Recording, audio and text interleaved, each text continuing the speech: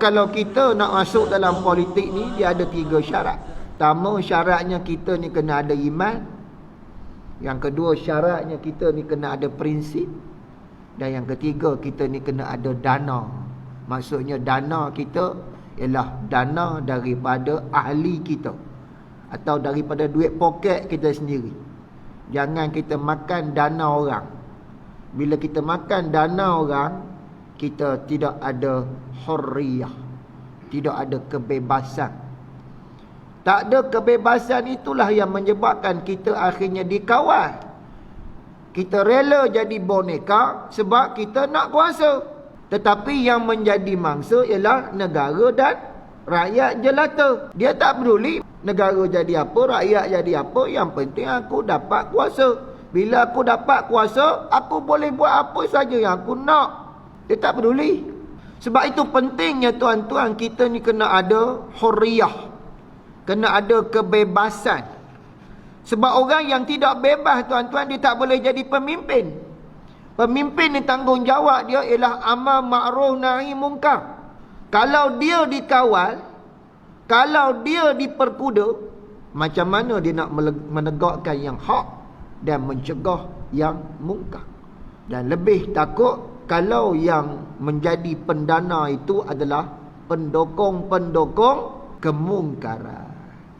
Maka pendokong-pendokong kemungkaran ini tuan-tuan, sudah tentulah dia mengharapkan pulangannya, yakni dalam suasana dia dapat menyuburkan kemungkaran dan dapat menyekat kebangkitan Islam.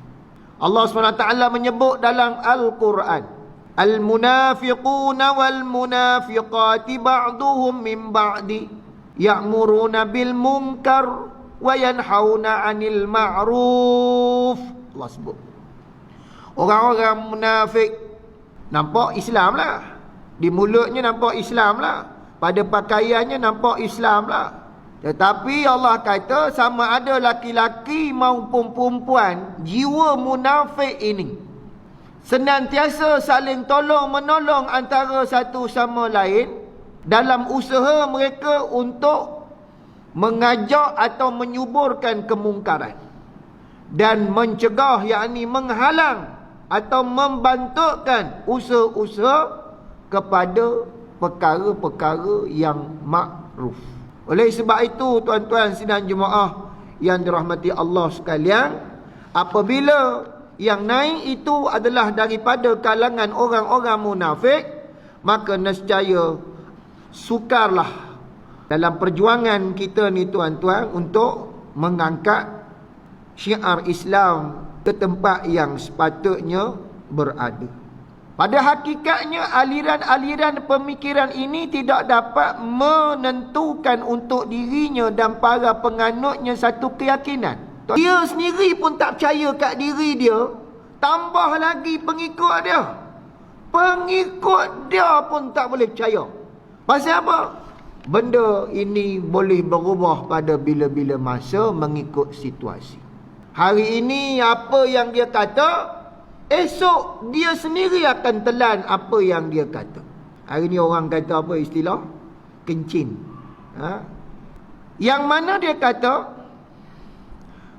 para penganutnya dan dirinya sendiri, dia kata tidak mampu untuk menentukan satu keyakinan yang dapat memelihara mereka daripada melakukan penyelewengan. Dia sendiri tak boleh janji yang dia ni akan menyeleweng. Sebab apa? Kalau perlu kita seleweng, kita seleweng. Yang penting kuasa. Kita tak boleh tidak melainkan ada kuasa. Minta maaf cakap, kuasa ni maksudnya kita mesti jadi kerajaan. Mesti jadi kerajaan. Kalau perlu dapatkan bantuan syaitan lah kita. Dajjal ni tuan-tuan nak keluar lah ni. Masuk 2024 ni, tak lama lagi keluar lah seorang banduan. Dia ni banduan. Bila dia keluar esok, siang malam kerja dia berkempen, mengajak manusia supaya mengangkat dia jadi pemimpin, membawa cara hidup yang sonsang. Yang neraka di sisinya adalah syurga di sisi Allah, yang syurga di sisinya adalah neraka di sisi Allah. Siapa yang ikut, akan diberi segala macam kemewahan, peruntukan, apa nak ambil. Tapi siapa yang menentang dia, yang inilah diktator, berkuku besi. Dia akan potong, dia akan azab, dia akan aibkan, dia akan buat apa saja kepada orang-orang yang tak sealiran dengan dia. Mudah-mudahan kita dan keturunan kita dapat membaca dengan jelas perkataan kafara yang tertulis di dahi. Tapi sebelum keluarnya dajjal utama, dajjal-dajjal kecil keluar dulu. Betul Nabi kata, sayati 'alan nas sanawatun khadda'at. Akan datang pada manusia umat aku akhir zaman tahun-tahun yang penuh dengan penipuan. Siapa yang buat menipu ni? Siapa yang hari-hari menipu? Asal buka mulut bohong. Ni hadis Nabi. Penuh dengan penipuan. Sehingga orang dah tak tahu dah mana satu betul, mana satu tak betul. Sehingga dia menganggap kedua-dua belah pihak, dua-dua penipu. Hak ni pun tak boleh percaya, hak ni pun tak boleh percaya. Orang anggap ahli politik ni tak boleh percaya. Macam di barat. Mereka ada satu istilah dipanggil sebagai post liar. Post truth. Dia tak boleh dah nak terima. Hak ni pun hampa jangan percaya, hak ni pun hampa jangan percaya. Depa ni sama-sama pembohong. Tetapi kita mau tengok di antara dua pihak yang membohong ni, siapa hak paling licik sekali. Hak licik tu kita angkat. Tapi nak cerita, dua-dua pembohong. Tapi kita dalam Islam, kita tak bawa tuan-tuan cara lagu tu. Islam bawa kebenaran. Walaupun kita ini dilabelkan sebagai pembohong.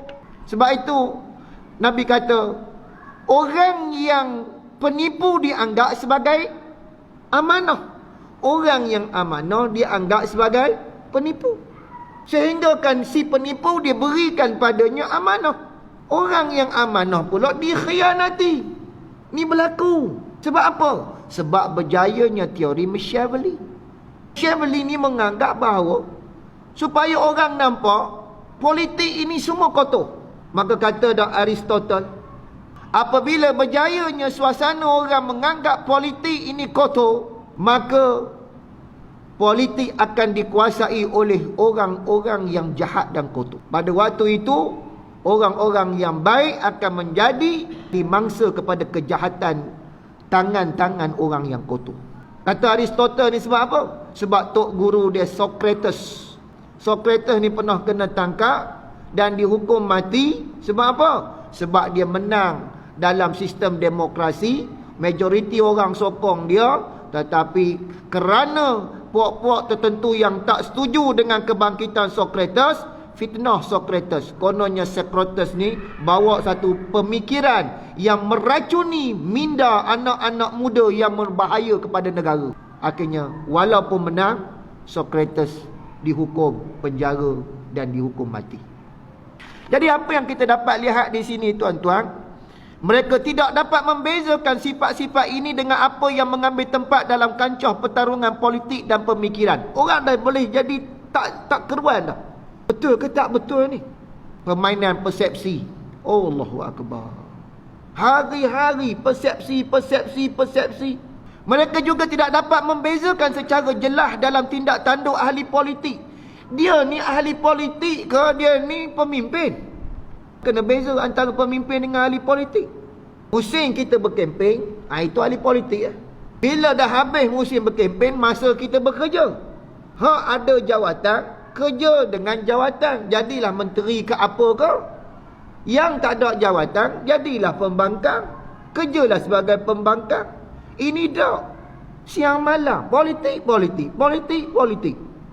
Mereka tak dapat nak membezakan antara tindak tanduk ahli-ahli politik. Sama ada ahli politik tradisional dan para pemimpin akidah. Pemimpin akidah ni maksud apanya? Pemimpin-pemimpin perjuangan Islam. Sebab apa? Dihujani dengan tuhmahan. Dia kata sama je, lebay tu pun sama je. Semua tu nak kuasa je tu. Dapat kuasa esok, kereta baru lah tu. Dapat kuasa esok, jalan merata lah dia. Ini orang yang tak faham dengan matlamat perjuangan Islam yang sebenar. Kita nak angkat Islam, tapi kita tak ikut cara kotor, cara yang salah, cara yang tak diredai oleh Allah Subhanahu Wa Taala.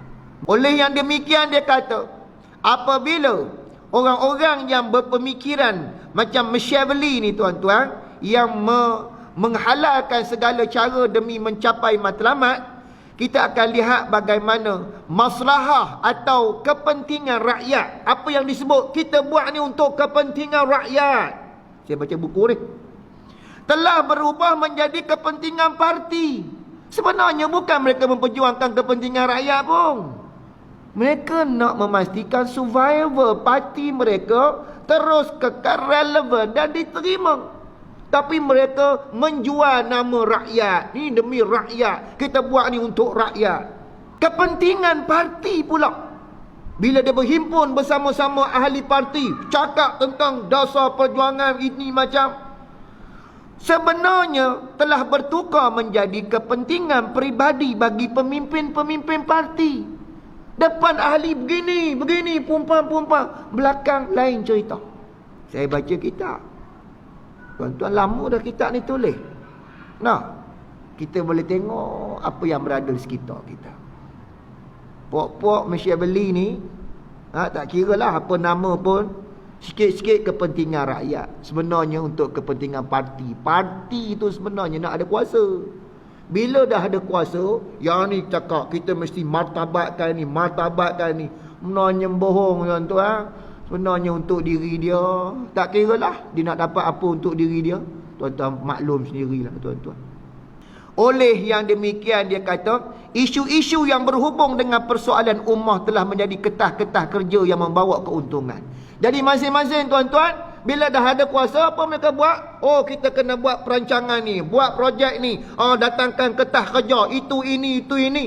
Tapi sebenarnya masuk poket kepentingan peribadi. Hak ni, projek ni untuk kawan aku, ni untuk anak aku, ini untuk adik-beradik aku, ini untuk ni. Semua ada komisen.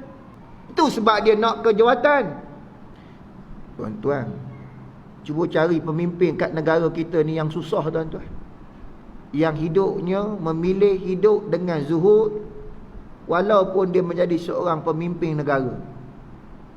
Ada, tapi kebanyakannya